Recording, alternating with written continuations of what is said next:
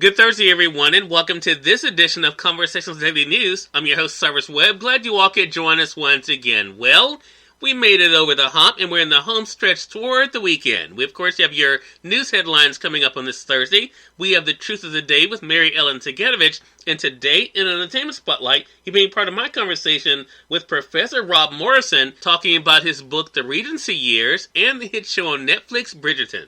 Enjoy today's broadcast. For Conversations Daily News, I'm Cyrus Webb with your Thursday headlines.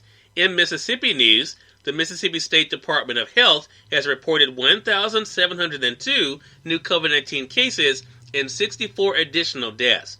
There have now been in Mississippi 256,827 COVID-19 cases and 5,638 coronavirus-related deaths in Mississippi since March of 2020. In national news, Biden takes the helm as president, saying democracy has prevailed. Joe Biden was sworn in as the 46th president of the United States on Wednesday, summoning American resilience to confront a historic confluence of crisis and urging people to come together to end an uncivil war in a nation deeply divided after 4 tumultuous years. Declaring that democracy has prevailed, Biden took the oath at the U.S. Capitol that had been battered by insurrectionists just 2 weeks earlier. On a chill Washington morning dotted with snow flurries, the ceremony unfolded within a circle of security forces devoid of a crowd because of the coronavirus pandemic. Instead, Biden gazed out over 200,000 American flags planted on the National Mall to symbolize those who could not attend in person. The will of the people has been heard, and the will of the people has been heeded. We're learning again that democracy is precious and democracy is fragile. At this hour, my friends, democracy has prevailed, Biden said. This is America's day. This is democracy's day, a day in history and hope of renewal and resolve. Biden never mentioned his predecessor, who defied tradition and left town ahead of the ceremony, but his speech was an implicit rebuke of Donald Trump. The new president denounced lies told for power and for profit and was blunt about the challenges ahead. Central among them, the surging virus that has claimed more than 400,000 lives in the United States alone, as well as economic strains and a national reckoning over race. We have much to do in this winter of peril and significant possibilities. Much to repair, much to restore, much to heal, much to build, and much to gain, Biden said. Few people in our nation's history have been more challenged or found a time more challenging or difficult than the time we're in now. Biden was eager to go big early with an ambitious first 100 days that include a push to speed up the distribution of COVID-19 vaccinations to anxious Americans and pass a $1.9 trillion virus relief package.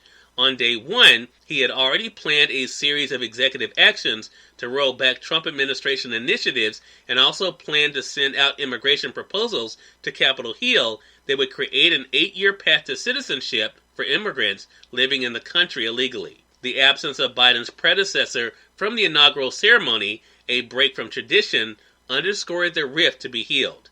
But a bipartisan trio of 3 former presidents, Bill Clinton, George W. Bush, and Barack Obama, were there to witness the ceremonial transfer of power.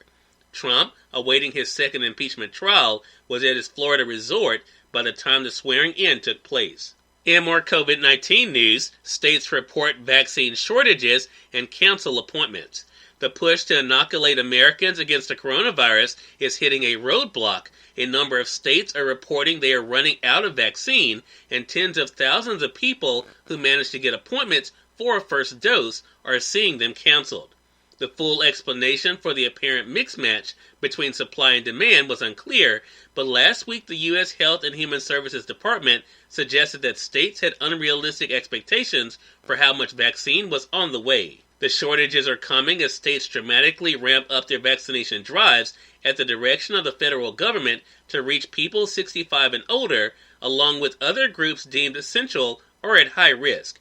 More than 400,000 deaths in the U.S. have been blamed on the virus. About half of the 31 million doses distributed to the states by the federal government have been administered so far, though only about 2 million people have received the 2 doses needed for maximum protection against COVID-19, according to the Centers for Disease Control and Prevention. And finally, in entertainment news, inaugural poet Amanda Gorman says, "Even as we grieved, we grew."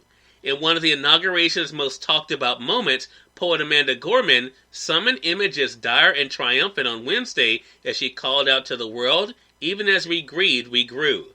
The 22-year-old Gorman referenced everything from biblical scripture in Hamilton and at times echoed the oratory of John F. Kennedy and Martin Luther King Jr., with urgency and assertion. She began by asking, "Where can we find light in this never-ending shade?" and used her own poetry and life story as an answer. The poem's very title, "The Hill We Climb," suggested both labor and transcendence. Cyrus Webb, Conversations Daily News. It's now time for the Truth of the Day with Mary Ellen Ciganovich. Enjoy. Hi, this is Mary Ellen with your Truth of the Day. Take a break. Do something that will bring you joy. When you feel stuck or bogged down, take a break and do something that will bring you joy. Because joy frees up the mind. Even when you feel overwhelmed, take a break to clear your mind. You might begin by saying a little prayer, asking God to show you what to do first or how to do it. Make yourself walk away from your desk. Stretch. Do some deep cleansing breaths. Enjoy a cup of tea or coffee. When you feel stuck, you must find the common joyful thing that works for you. Joyfulness will allow your mind to see things differently. Joyfulness is the positive energy force to free up your creativity. Take a walk. Go outside for a minute. Look up at the sky, taking in the fresh air.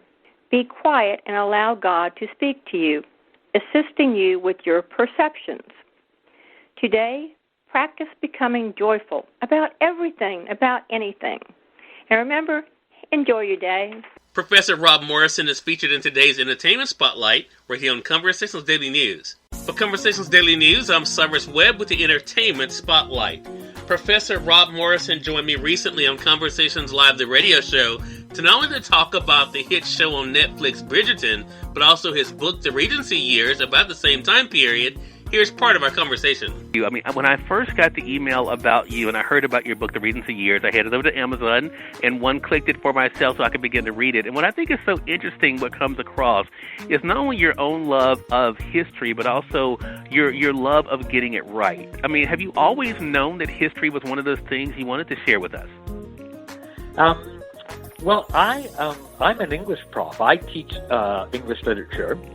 And so I found myself called a historian rather somewhat unexpectedly. But of course, the history and English literature have got a great deal in common. And my period is the early 19th century. And I was drawn to the early 19th century, as the title of the book suggests, because of Jane Austen, because of Lord Byron, because of the Duke of Wellington, because of this whole sort of galaxy of fascinating people who are active during the Regency years. And one of the things as a scholar that I really, really value, work that I admire, is when it is accessible and interesting, entertaining even, but that it's also rooted in historical fact. I love getting it exactly as close to accurate as I can get it.